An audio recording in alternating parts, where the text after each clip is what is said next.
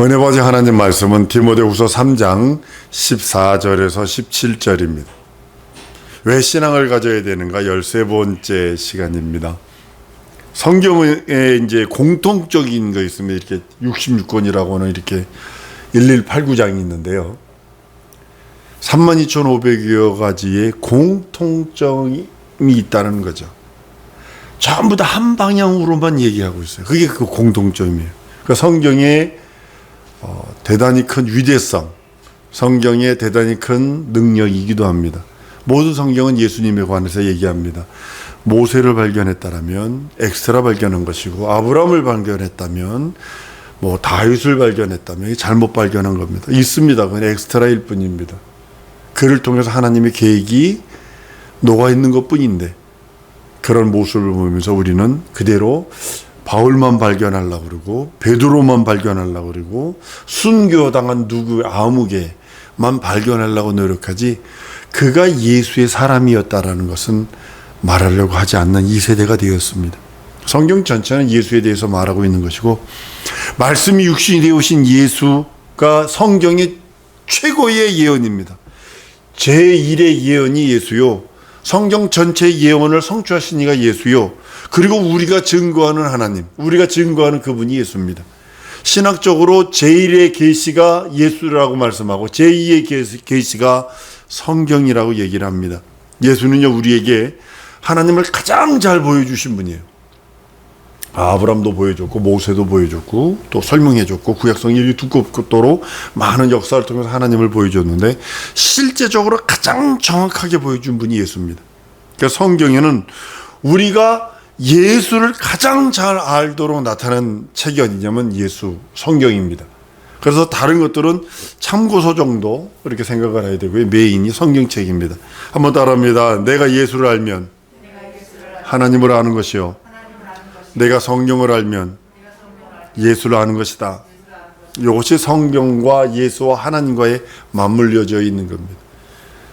운전하고 가는 사람들이 백미러를 통해서, 사이드 미러를 통해서 뒤를 바라보는 것처럼요, 그리고 거울을 통해서 자기 얼굴을 바라보는 것처럼요, 동일한 것입니다. 성경도 자기 자신을 바라볼 수 있고 자기 영혼을 바라볼 수 있고 자기의 미래를 바라볼 수 있는 게 성경입니다. 영생을 바라볼 수 있는 게 성경입니다. 그래서 성경을 거울이라고 표현합니다. 예전에 우리나라에 이런 말이 있죠. 거울이 우리나라에 처음 들어왔을 때 거울을 바라보고서 아내가 시장에서, 남편이 시장에서 요거만한 거울을 하나 사서 뒀는데 그것 때문에 부부싸움이 난 거예요. 이 자기 얼굴이 그 얼굴인지 모르고 딱 들어보니까 어떤 여자가 있거든. 그러니까 이 여자가 미치는 거예요. 이 남편이 다른 여자를 하나 더 데리고 들어왔다고 난리가 났죠. 거울은 자기 얼굴을 보는 것입니다. 마치 성경도 자기 영혼의 때 자기 영혼을 들여다보는 것입니다. 하나님께서는 성경 속에 예수의 성품, 예수의 생각, 예수의 활동, 예수의 모습, 예수가 할 말씀, 모든 것을 다 쏟아부어 넣어 놓으셨어요. 특별히 여러분 성경을 읽다가 진실로 하는 부분이 여러분 혹시 딱 맞닥뜨리면 정신 차리셔야 합니다. 그거는 대부분 영생에 관한 얘기할 때는 진실로를 쓰십니다. 원어로 아멘이란 뜻입니다. 성경은 예수를 아는 기초, 거울, 예수를 아는 가장 중요한 모든 것이 숨겨 있는 것이 성경입니다. 우리의 신앙은 예수를 눈으로만 보는 것 아니에요. 눈으로만 보는 거 아니에요. 성경에 기록된 것 중에 많죠. 예수를 직접 눈으로 보았고 그 음성을 직접 들었는데도 버림받은 사람이 수두룩하다는 거죠. 바리새인들이나 사두개인들이나 그때 당시에 제사장들이나 여러 사람들이 눈으로 예수를 봤고 귀로 예수를 말씀을 들었다고요. 그런데도 버림받는 그런 모습을 봅니다. 우리는 이렇게 우리의 믿음은 예수를 눈으로만 보는 것이 아니, 눈으로 구원받으려는 것이 아니라 우리 믿음은 직접 만나서 직접 인격적으로 경험하고 체험해서 하나님을 알려고, 예수를 알려고 하는 것이 우리의 믿음이라고 말합니다. 지식적으로도 알려고 하는 것도 아닙니다. 여러분 지식으로 알면 하버드의 학생들이나 예일의 학생들은 역사서로서 성경을 본문 비평을 합니다.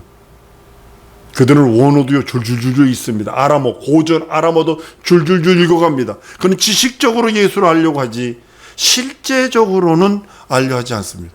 경험적으로 내 구세주, 내 하나님, 내 주로는 고백하려 하지 않습니다. 알면 됐지 뭐 도름이냐고. 우리는 성경을 통해서 예수를 만나고 예수를 경험하는 것입니다.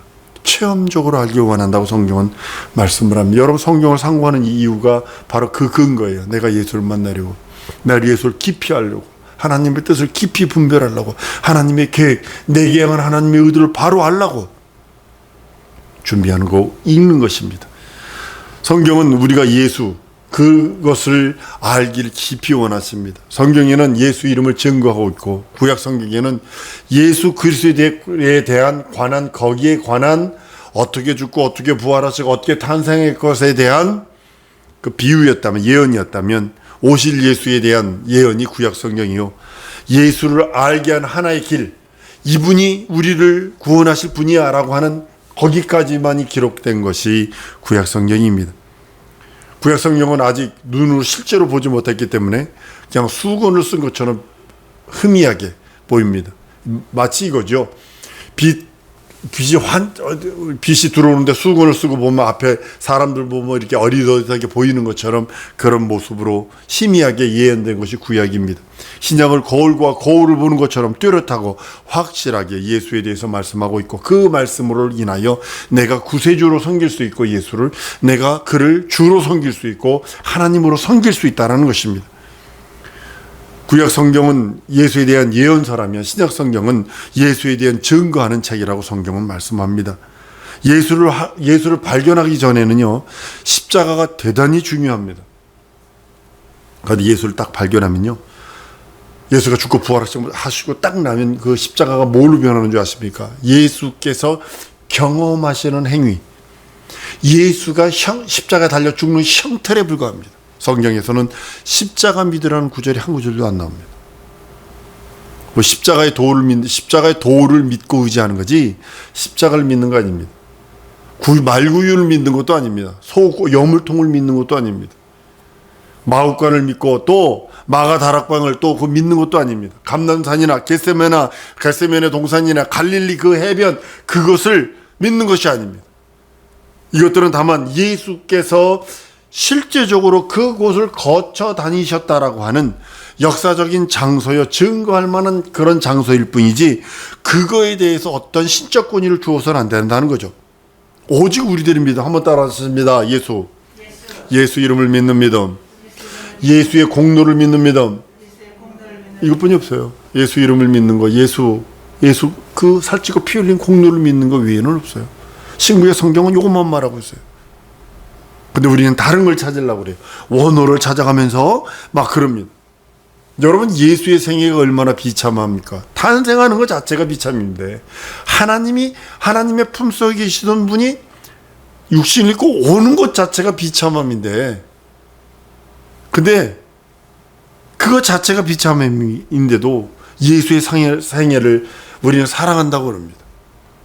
그 소리는 뭐냐면, 능력과 이적과 표적과 그 하나님의 나라와 하나님의 의와 모든 것, 내가 자녀되고 죄 용서받는 것도 사랑한다면, 예수께서 이 땅에 오셔서 비참하게 그렇게 십자가에 달리고 매맞고 저주받은 그 수모와 모욕까지도 사랑할 수 있어야 된다는 사실입니다. 그것이 신앙이고 그것이 믿음이고요. 여러분들 좋은 것만 취하는 것은 이제 믿음 아닙니다. 예수의 생애를 우리는 오직 믿음으로 받는 이유는 우리의 영적인 체험이기도 합니다. 예수가 고난받는 거 우리는 고난 안 받을까요? 예수 믿으면 고난 따라옵니다. 예수를 믿고 의지하는 사람 반드시 예수가 한 그 일들을, 그 길을 걷게 돼 있어요. 고난 받습니다. 예수 믿는다고 친구들도 다 떠나버리죠. 예수 믿는다고 손가락질하죠. 그런 모습들을 봅니다. 우리는 영원한 경험과 약속의 능력으로 그 예수 그리스도의 공로를 믿고 의지하는 것, 그래서 신앙인이 되었습니다. 우리는 예수의 생애와 그 예수의 그 모든 능력, 그것을 가지고 있으면 그것이 신앙인의 기초요. 우리의 능력 있는 그 능력의 사람이라고 성경은 말씀합니다. 성경은 전부 다 예수 이름으로 귀신 쫓죠. 예수 이름으로 병 고치죠. 예수 이름으로 방언도 하죠. 예수 이름으로 기도하죠. 예수 이름으로 모여서 찬양도 하죠. 모이죠. 죄용서 받죠. 구원 받죠. 침례도 예수 이름으로 받죠. 예수 이름으로 하나님 자녀되는 권세도 얻죠. 예수 이름으로 모든 걸 하거든요. 기도 응답도 예수 이름으로 응답을 받죠. 오직 우리 영적 생활은 예수 이름으로만 가능해요. 예수 이름이 빠지면 그냥 종교인입니다. 도 닦는 거와 마찬가지입니다. 그래서 내가 여러분들에게 예수 내 구주 부르세요 하는 이유가 거기 있는 겁니다. 급할 때 무슨 소리가 나올 것 같으세요? 예수 내 구주 나올 것 같으세요? 예수여 나올 것 같으세요? 안 나옵니다. 그것에 주여 나오겠죠.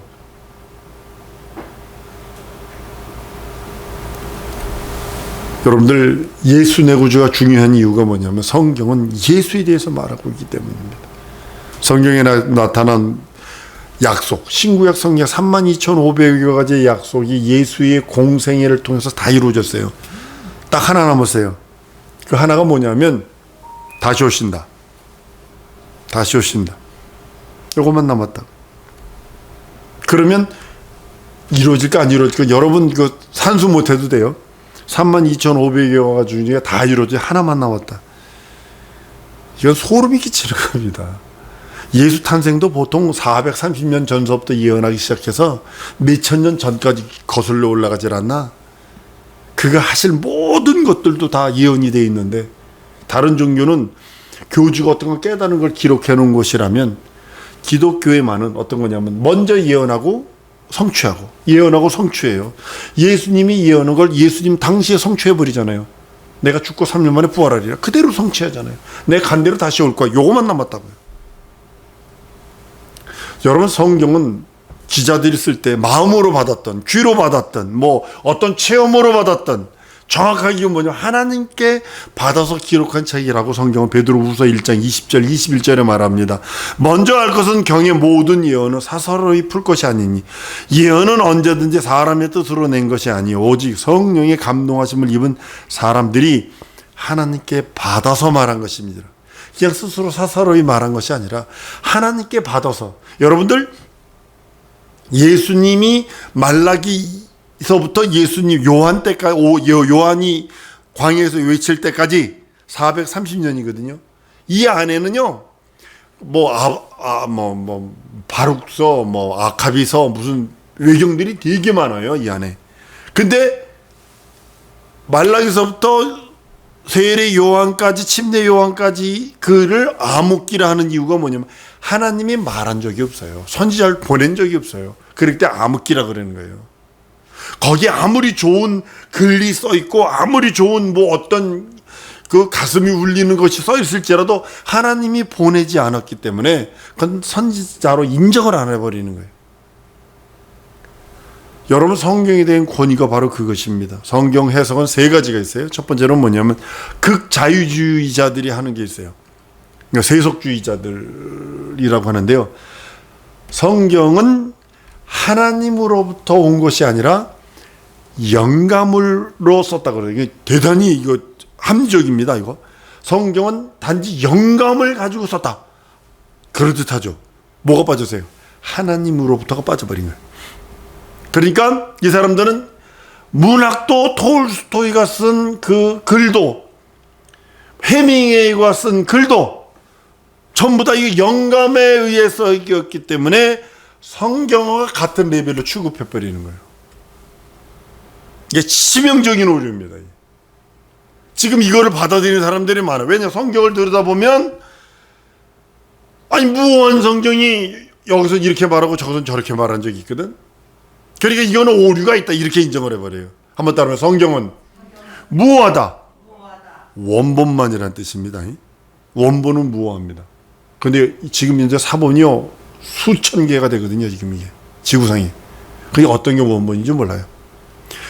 필자가 뭐 쉽게 말하면 이게 학자가 이게 성경을 받아서 그걸 쓰고서 원본을 줬는지 사본을 줬는지 아무도 몰라요. 파피루스나 아니면 가죽 종이에다 부자들은 가죽 종이에다 가죽에다 썼다고요. 가죽 껍데기를 벗겨내고 아주 깨알같이 걷다 썼다고요. 이제 이게 그러기 때문에 이 사람들은 영감으로 됐기 때문에 하나님이 주셨다를 빼버렸어요. 그러니까 영감으로 쓰여진 이 성경인데 이것이 어디와 동급이냐면 그 톨스토이나 아니면 뭐 누구나 같은 문학과 같은 류로 딱 취급을 해버리는 거예요. 심각한 범죄입니다. 두 번째는 뭐냐면 극보수주의자들이 있어요. 극보수는 뭐냐면 얼마나 완고한지 이 성경은 축자 영감으로 됐다. 하나님의 사람을 이 볼펜으로 사용하셨다. 이 볼펜을 딱 적을 쓰면 하나님이 가 그럼 가를 쓰고 나 그럼 나를 쓰고 다 쓰면 다를 썼다고 주장하는 게 축자 영감이에요. 성경이 무오해요. 원본이 무오해요. 근데 사본은요, 저 같은 돌대가리 같은 사람도 찾아보면요, 사도행전에 보세요. 사도 바울이 자기가 체험한, 담에색에서 체험한 부분이 뒷부분 가면 앞부분하고 뒤바뀌어 있어요.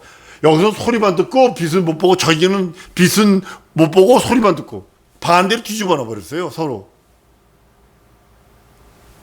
구약 성경 가보면 오르란의 다장마당 같은 경우는 어떻게 되는지 아세요?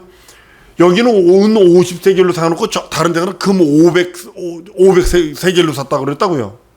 완전히 숫자도 틀리고 가격도 틀리고 너무 많아요. 그런 거 나 같은 사람도 찾는데.